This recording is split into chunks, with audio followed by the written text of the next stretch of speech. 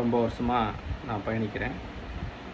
கடந்த சில 3-4 வருடங்களாக நான் பொறுப்புலையும் இருந்திருக்கேன். திரு அண்ணாமலை ஐபிஎஸ் அவர்கள் வர்ற வரைக்கும் தமிழகத்தில் நான் பாஜகக்காரன் யார்கிட்டையும் சொல்லிக்கிட்டது கிடையாது. நான் இல்லை, பெரும்பாலான பாரதிய ஜனதா கட்சி பிரமுகர்களாக இருக்கட்டும், தொண்டர்களாக இருக்கட்டும், யாருமே நான் பாஜகக்காரன் அப்படின்னு சொல்லிக்கிட்டது கிடையாது. ஏன்னா அந்தளவுக்கு இங்கே தமிழகத்தில் பாஜகவோட நிலைமை அப்படி இருந்துச்சு. வெளியில் பாரதிய ஜனதா கட்சிக்காரன்னு சொல்கிறதுக்கு நாங்கள் வெக்கப்படவும் செஞ்சோம், அச்சப்படவும் செஞ்சோம். அந்தளவுக்கு இருந்த நிலைமையை திரு அண்ணாமலை அவர்கள் வந்ததுக்கப்புறம் அந்த நிலைமை மாறி வெள்ளை சட்டை போட்டு அதில் திரு மோடிஜி போட்டாவையும் அண்ணாமலை போட்டாவையும் வச்சு கௌரவமாக சுற்றிக்கு தெரிஞ்சோம். இன்றைக்கி அந்த நிலைமை இல்லாமல் போச்சு.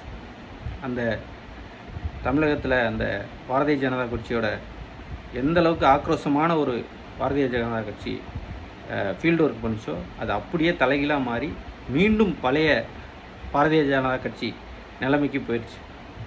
இதை கட்சி தலைமை பரிசீலிக்கணும், நல்லதொரு முடிவு எடுத்து மீண்டும் பாரதிய ஜனதா கட்சிக்கு மிகப்பெரிய மாற்றத்தை உண்டாக்க திரு அண்ணாமலை அவர்களை மீண்டும் மாநில தலைவராக மாற்றணும்.